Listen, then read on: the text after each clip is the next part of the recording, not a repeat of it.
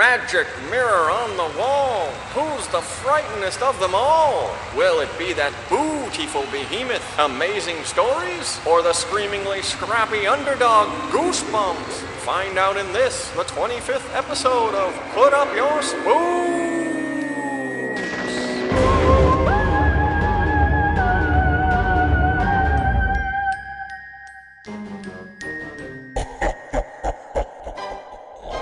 I am there, and with me always is Fish. And the theme for our 25th episode of Put Up Your Spooks is... mirrors. What kind of backwards-ass show have you brought for me today, Fish? I've got a very special episode of Amazing Stories. Ryan, did you ever watch Amazing Stories? Never once, except for once on this podcast, when we did Adamant's Adventures in Alien Land. Oh, that's right. That was the time travel episode. Okay, cool. So...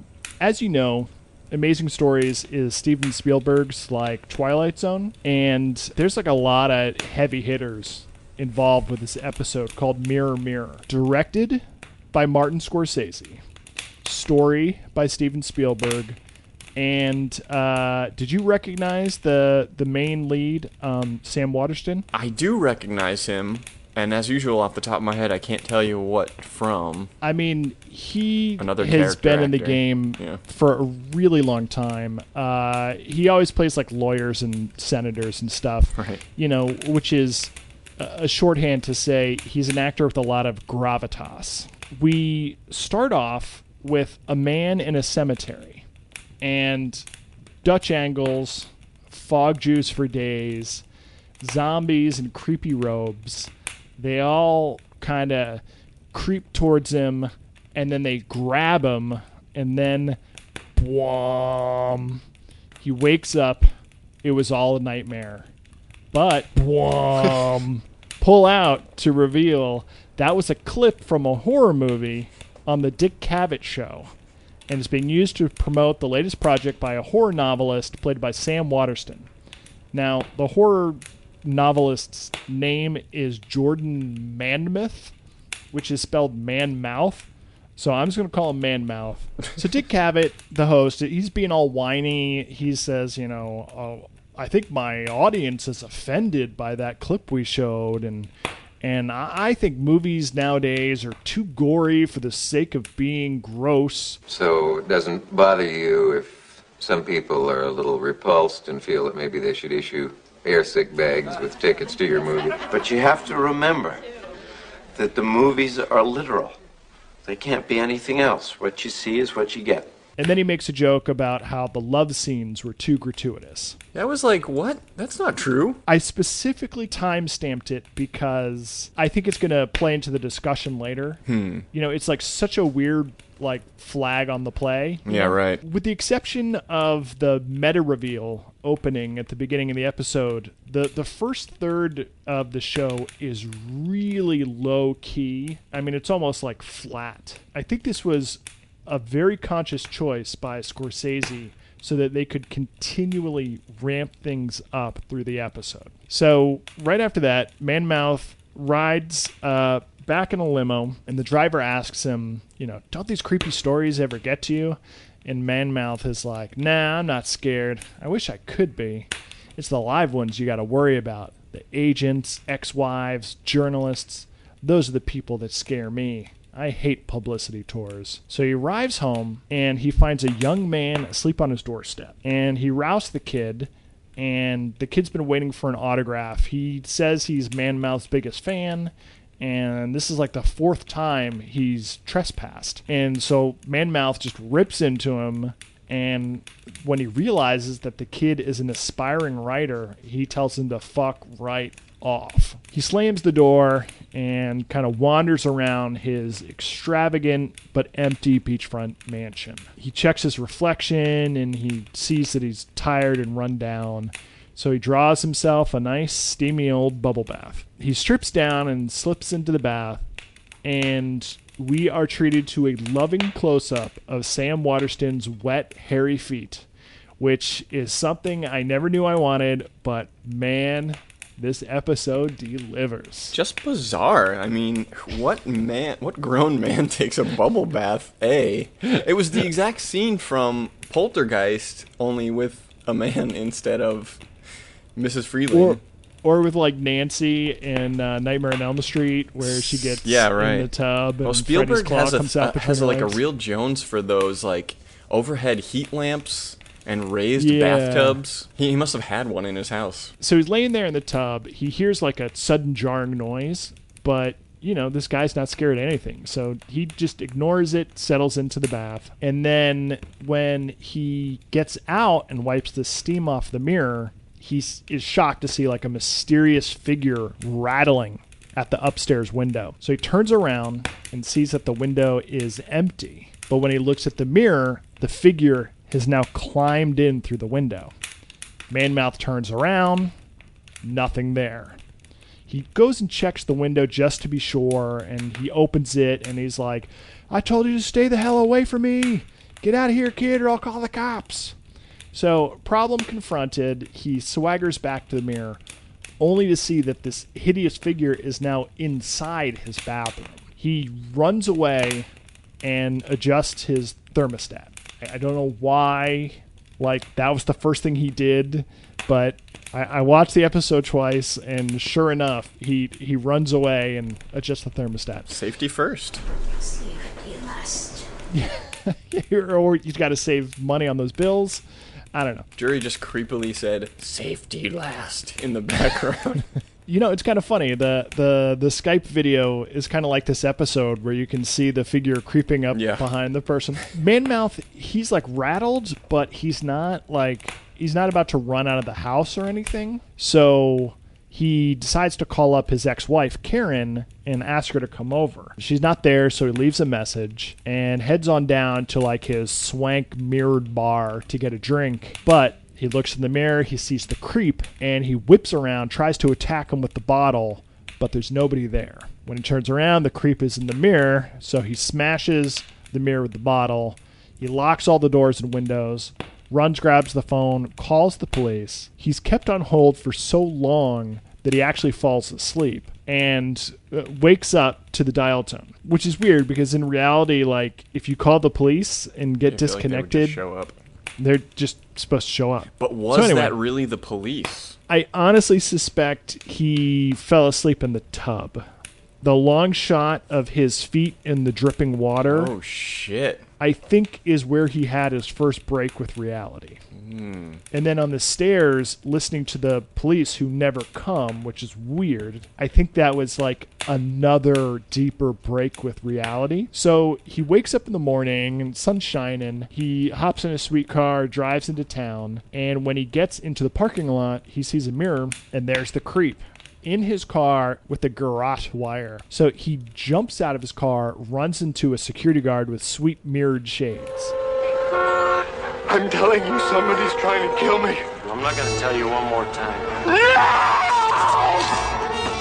He sees the creep in the guard's sunglasses, slaps him off his face, and FFOs. Next thing we see him, he's locked up in a holding tank, and some tough is trying to shake him down for money, which doesn't make any sense because I really don't think they let you take your keys and your wallet and all your stuff into the jail with you. So this guy won't take no for an answer, keeps trying to shake him down for money, but Man-mouth is in full FFO mode and just slams the guy against the bars and throws him against the bench, and the tough is like, you better watch out, my friends will get you, and Man-mouth is like, bring it on.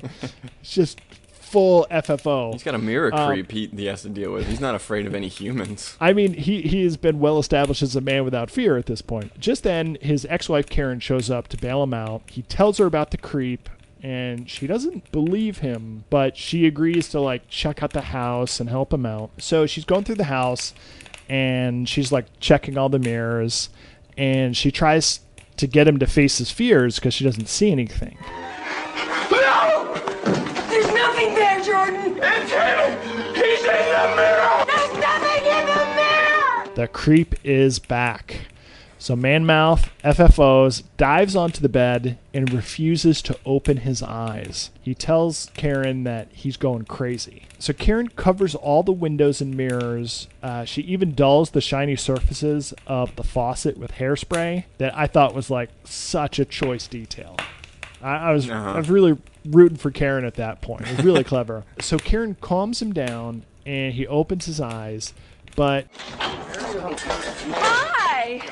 We're here for the Jordan Mammoth interview. Oh, excuse me. I'm sorry. I beg your pardon? I'm sorry we're late, but this won't take very long. Maybe about an hour. Oh, hi! Wait a minute. A bunch of drunk reporters bust into his house and insist on doing an interview.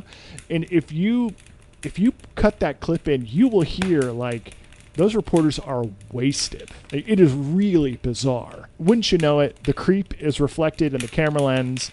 Man-Mouth freaks out. Karen throws their drunk asses out.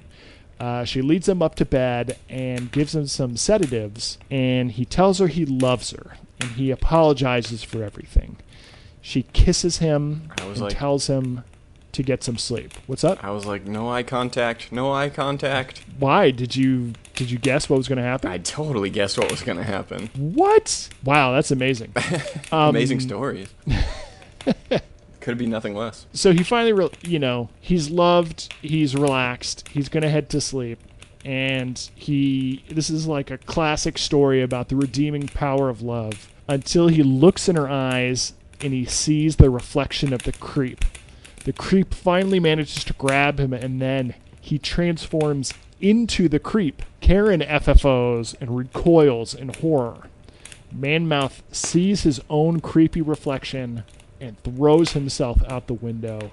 The end. So is what you're saying that none of that actually happened? Because I was just like, what is this episode about? The literal or surface reading, and which I saw a lot of people talking about online when they summarize the episode, is that he's a horror maestro who can't be scared. And he's like, oh, I wish I could get scared. I'd love to be scared. And this is like the revenge of fear coming to spook him to death. Putting up their spooks. They put up their spooks. But I think the deeper story is about a bitter, lonely author who hates the business, hates his career. He lashes out at a fan, especially when he finds out that fan is also wants to be a writer. He just rips into him. And I think he's so disgusted by himself in his big empty mansion that he can't even look in the mirror.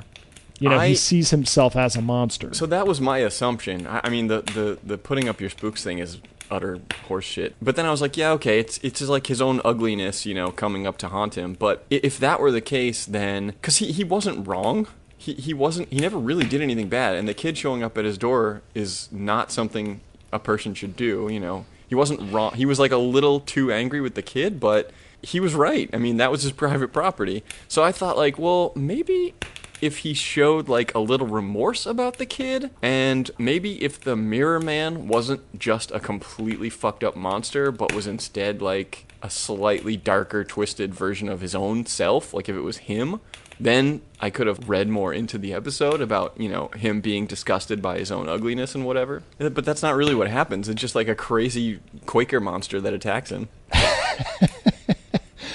I think, it's a narrative and you got to make choices. To a modern audience, the fact that the kid had been there 4 times sleeping on his door, we would say that's a stalker. That's a creepy, obsessive kid. I feel like it was supposed to be more innocent, where the kid was just a fan. And I suppose, but I feel like John Lennon had already been shot at this point. Fair enough. I think taken all together, the journalists that literally barge into his home, the fan on his door, the talk show host that tells him his work is disgusting, the fact that he hates publicity tours and lawyers and journalists and whatever, I think it's all supposed to add up to the fact that he doesn't like his life. And he's alone, and can't stand to see his own reflection, and the only thing that helps him is bringing love back into his life. But which then causes him to monsterize. Monsters style. Remember that episode of Monsters we did? I remember it very well because it kind of followed the same plot, where there was the forgiving girlfriend that just wouldn't give up on him, but he still monstered out. He just sucked so hard that he turned into fucking the Phantom of the Opera. But it really did seem like he was several layers of dream deep. Yeah. So that when he died in his dream, I think he died in real life.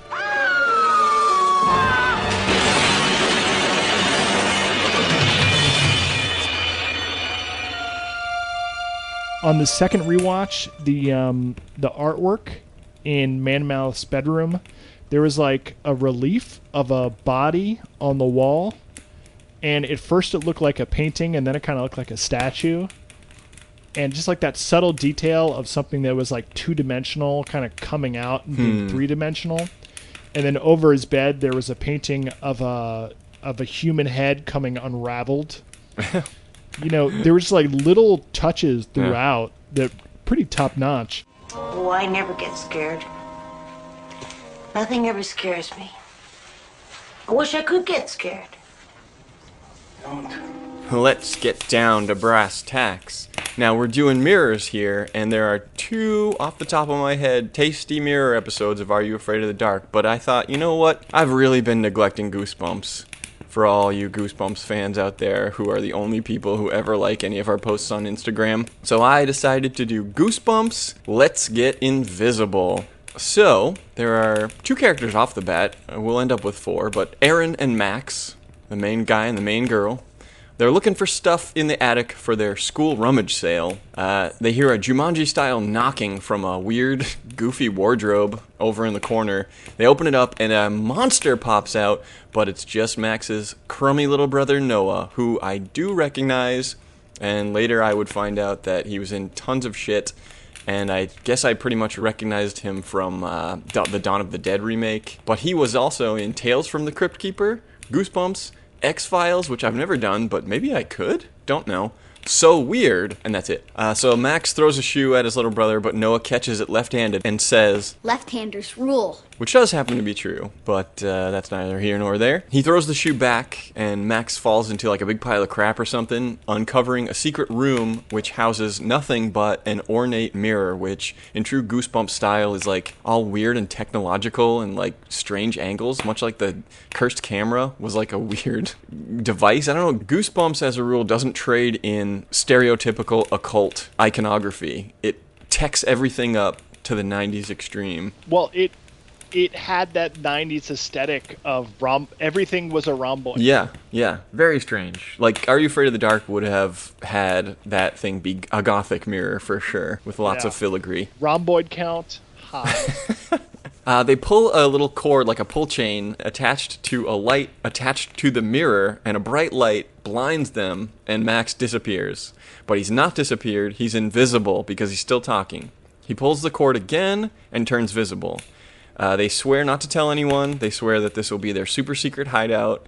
And Noah swears with his left hand, which Max says doesn't count, but... As for me, left-handers. Left-handers rule, I know. So at this point, I wonder if an evil version of him will appear from the mirror and be right-handed. We'll see. Because they're really making a meal out of this Lefties rule thing. Everyone leaves and Max is the only one in the room, and he notices that the mirror is unplugged Zoltar style. They leave and the mirror glows with an unearthly purple light, and they will get a lot of mileage out of this effects shot of the mirror glowing throughout the episode. Cut to an intensely gross close-up of Max gargling before bedtime. He's checking himself out in the bathroom mirror, and I thought he was feeling evil, but I guess he was just remembering that he found an enchanted mirror. So he goes back to the secret room alone, and Noah scares him again because Noah can't get enough of putting up his spooks, his left-handed spooks.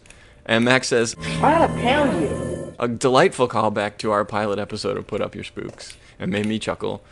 They both pull the cord, they both turn invisible, but almost immediately they both kind of feel weird and get dizzy. So their mirror is really useless for their planned pranking, since you can only stay invisible for like a couple of seconds. The next day, a new friend, Zach, who I recognized from somewhere, and it turns out that I recognized him from an Are You Afraid of the Dark episode, The Tale of Old Man Corcoran, and not much else. He's got a cool earring. So at this point, I'm guessing a mirror version of him will appear with the earring on the other side. Mirror cat. So then Aaron also shows up, and all 4 kids are messing around with the mirror. Aaron and Max are like invisible playing catch, but of course they don't feel good after like 4 seconds. So Noah pulls the cord, but this time it takes a couple extra seconds for them to revisibilize. They decide to experiment with the mirror despite their crazy dizziness, but this time Max is only like halfway between worlds. Soon they can't even hear him anymore. But when they pull the chain, it breaks and the mirror stays on. And I thought, ooh, they threw me for a loop. Evil people aren't going to come out. He's going to go into the evil mirror world. So finally, Erin turns the mirror off by flinging her key necklace over the pull chain, Indiana Jones style, and Max comes back shivering on the ground. Brain freeze. Total vapor lock. So I was looking at that to see if, they'd made a big deal about how the little brother had to like jump up and grab the chain, and the girl was not quite tall enough to grab the broken chain, but their friend Zach, I don't know, I just kind of got the feeling that he was taller than the little brother and the girl, and just could have reached up and grabbed it, but he was doing him. They were maybe making sure, working backwards, spoiler alert, when evil Zach comes through, they had to make sure that they weren't dependent on evil Zach to operate the mirror. Right. Also, he was kind of a dick. Let's be frank. They finally decide not to use the mirror anymore, but Noah is a filthy left-handed liar, and he crossing his left fingers behind his back. So he uses the mirror while the family's at breakfast the next morning, and he starts pranking them with their breakfast rolls and milk. Max drags invisible Noah off, and the dad says, "Hormones." Just like Uncle Ben in the first Spider-Man movie. Teenager. Raging hormones, they never change.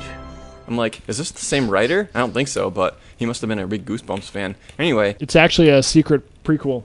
They're on their way to the mirror when Noah kind of stops talking in the hallway. And when Max gets to the mirror room, Noah is already there, but he's weird.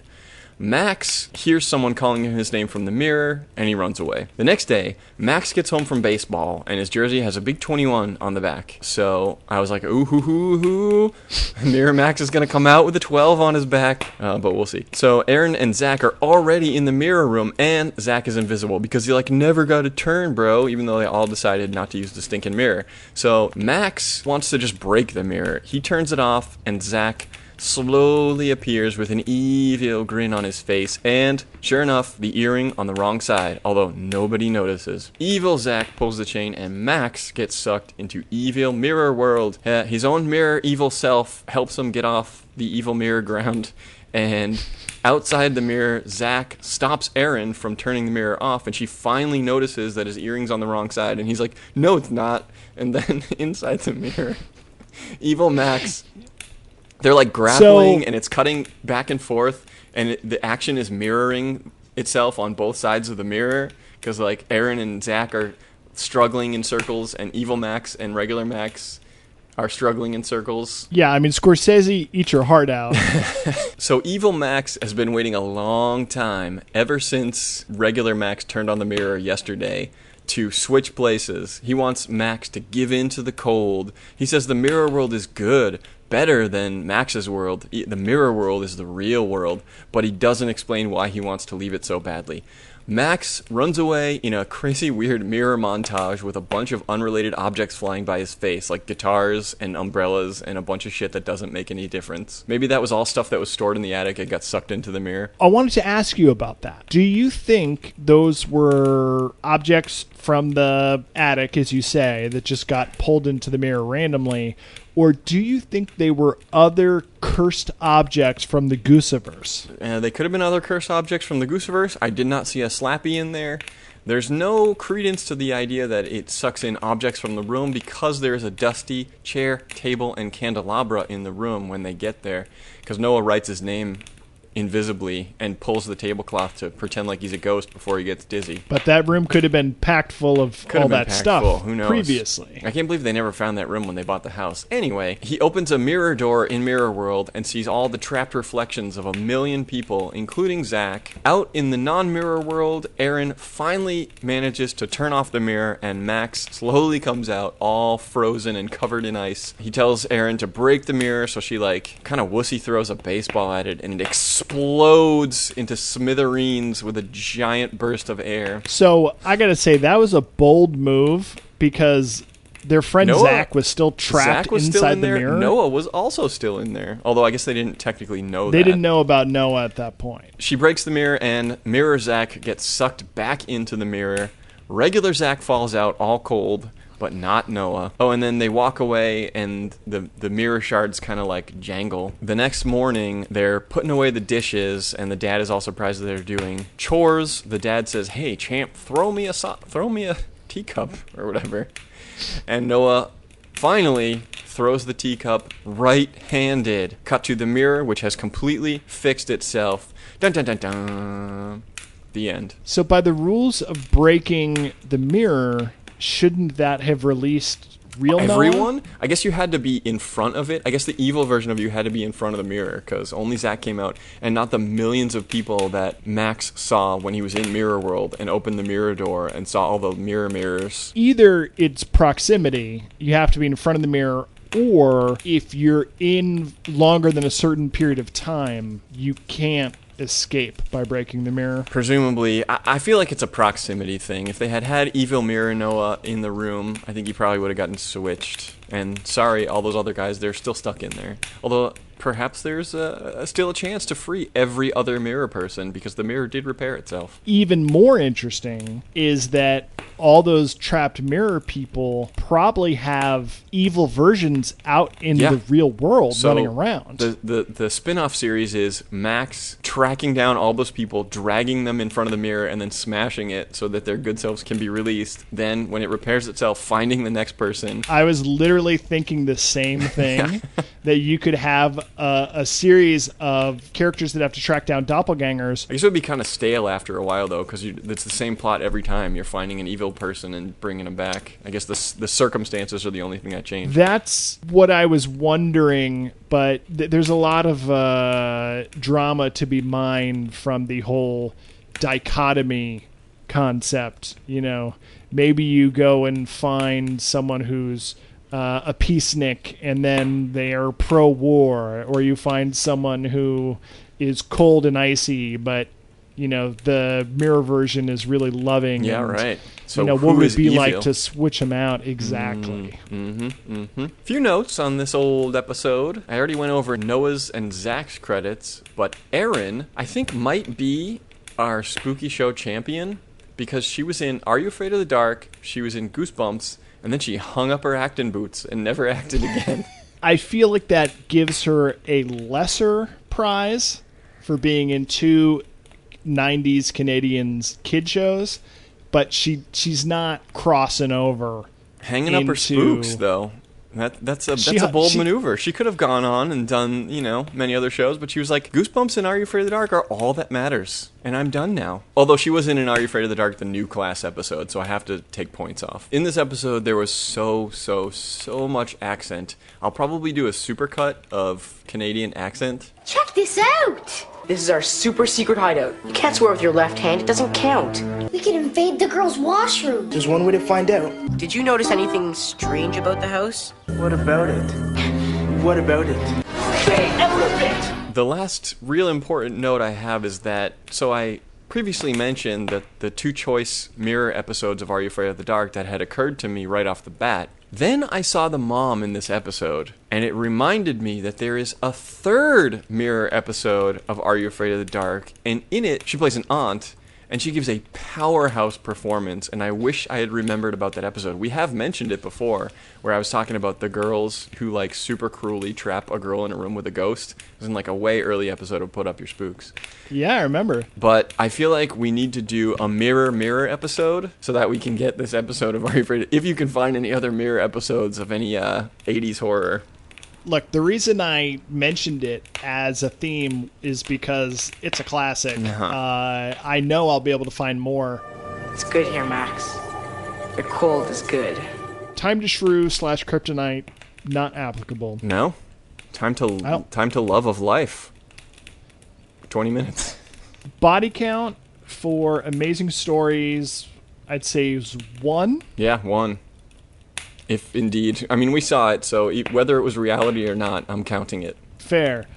Body count for Goosebumps, maybe 1 for the brother? Yeah, but I mean, he's still trapped in Mirror World. He's not dead. So I guess I'll say 0 for Goosebumps. Scare factor for Amazing Stories, I'd say high. I thought that was well directed, well acted. Yeah. Scare factor for Goosebumps, minimal. Low. It was more silly. I mean, the when the mirror versions were like literally trying to trap them and kill them, that was a little scary, but overall pretty low. I will say that the actor that played Max, was kind of a milk toasty goober in our world. I thought he turned in a pretty good performance as evil Mirror Max. That was a little sinister. Gross factor for Amazing Stories. Those feet. Sam Waterston's feet, which were hot and soapy. And then you had the creep. Oh, it was pretty gross. Messed up zombie face. Yeah, kind of. He could have been slimier. But the grossest part was that he got out of prison and he was like filthy and disgusting. And then, as far as I know, he did not shower. And then they got straight into bed and started making out. And I was like, ew. Well, I guess we'll say gross factor, low to middling. Mm-hmm. Gross factor for Goosebumps. Yeah, close-up gargling. Close-up gargling. That was upsetting. Thank you. I'll give that a tie for gross factor. Theme of mirrors. I think 100% across the board. I mean, there were so many mirrors in Amazing Stories, but there was a mirror dimension. There was a mirror dimension with mirrors inside it. There were mirrors upon mirrors. I think I'm going to give the edge there to Goosebumps. Oh, shit. Totally 80s for Amazing Stories. You got Karen's Dick Cavett. Wardrobe was fairly 80s. The heat lamp bathroom was pretty 80s. Because it was like a mansion a la the 80s, everything was very kind of frozen in time and very cheesy. Right. Other than that, I didn't feel much 80s, but honestly, on Karen's wardrobe alone, I was like, with the kind of high shoulders, and there was like a lot of material in that wardrobe. Yeah, she was rocking the shoulder pads. Hella 90s for Goosebumps. Oh my god. Dude. Everyone had a bowl cut. The hair was pretty aggressive. Little League is fairly 90s. Yeah. No, Max's bowl cut. I was like, 90s. Rhomboids. And I'm going to pound you. 90s. Classic Canadian 90s-ism. Okay, what the factor? For Amazing Stories, you had a surreal story that possibly took place on several levels of reality and had a surprising twist ending. Yeah. But, as you've heard, we could come up with a theory or a narrative to explain what happened. Whereas in Goosebumps, I mean, I still don't understand really what they were trying to get at there. Yeah, there's, mirrors and evil and invisibility, but only sometimes. It's not invisibility, it's your particles getting slowly drained into the mirror world. There's also really cold in there because I guess mirrors kind of look like ice. I don't know. And also there was like some unanswered questions. Mm-hmm. So I'm going to give the edge on what the factor to Goosebumps. Lesson learned. Take a relaxing vacation every once in a while for Amazing Stories. Be nicer to your fans. Fuck that kid, man. He was at his house. That kid was nuts. I guess the lesson is get a gate around your house. Yeah. Okay, lesson learned. Get a gate around your house. And take vacations. I'm sure he's plenty nice to his fans at signings. You know what I'm saying? Lesson learned for Goosebumps.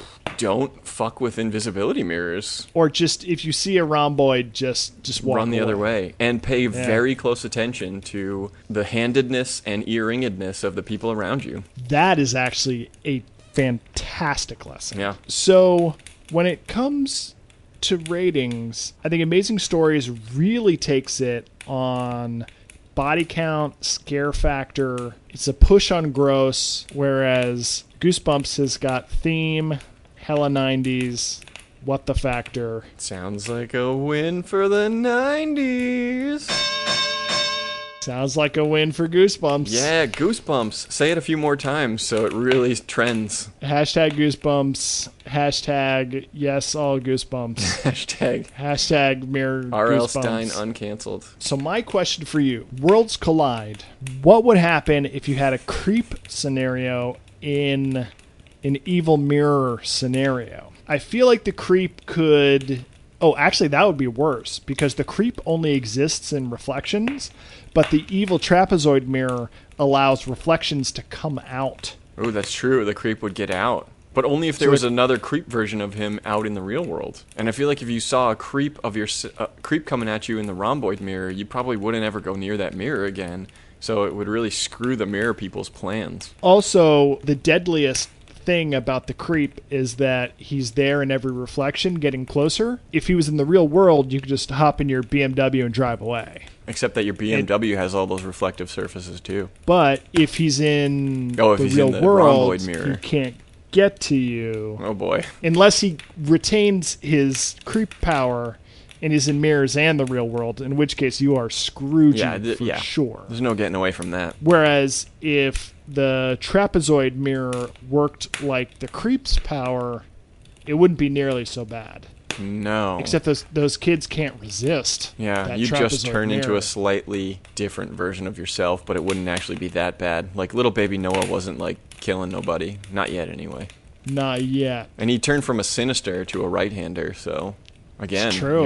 Your theory holds out. Yeah. I also have another thought, which is, maybe you have said this already, but being that eyes are the windows to the soul, and the eyes were the final reflection that destroyed Manmouth, were we just to believe that that was the true reflection of his soul, and he was really just a bad guy? I think there's an idea that some people have such a low self-worth that to see themselves reflected in someone they love is too terrible. Take that, online people. They can't handle being loved or accepted. Yeah. And so that destroyed him. Oh, and he couldn't handle the love and adoration from his fan either. I think you've cracked it wide open. Like a mirror. My final question is, what would you do if you found yourself in a creep scenario? Now, our listeners may not know, Ryan, you wear glasses.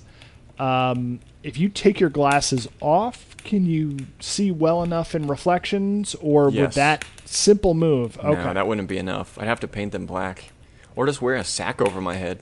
I feel like you could bird box it for a while. What if you wore mirrored sunglasses all the time, so that the mirror only reflects back at itself? Oh. I guess you'd still be able to see yourself in the mirror through your two-way sunglasses, but would it lose its power? Or you could do that thing where you put two mirrors facing each other so that the creep just fights himself. The creep is always getting closer, and once he gets you, he becomes you, or you become him, vice versa, mirror world, magic. So you only get a couple chances to mess around with the creep and experiment. And so the mirrored sunglasses is really interesting because you would see yourself, you would see the creep coming towards you. I guess maybe it depends on whether you were looking past your own shoulder or if you were looking into the doubled reflection of your own glasses. Oh, shit. In which case, you would create an infinite recursion of creeps. Yeah, right. But would that be good for the creep or bad for the creep? As long as you're not in the reflection. You would be reflected in the reflection of your own mirrored sunglasses, however. Yeah. I think the safest thing to do is to bird box it, keep your eyes shut, use your phone's speaker to be like, Siri, call Postmates, get me some prescription glasses. They show up, you put on these prescription glasses that are the wrong prescription, and then everything's blurry. And then you just puke your guts out and have headaches. I guess it's better than dying. It's better than dying. Is it? Is it? Until you can get to a place where there are no reflective surfaces. I think it's survivable. Yeah. I think you could do it. That's what I would do in a creep scenario. Yeah. There's nothing Well, ladies and gentlemen, we're off to explore the mirror world to see what all the fuss is about, and possibly come out the other end with another mirror episode of Put Up Your Spooks. Until then... Svellerjufnarvi.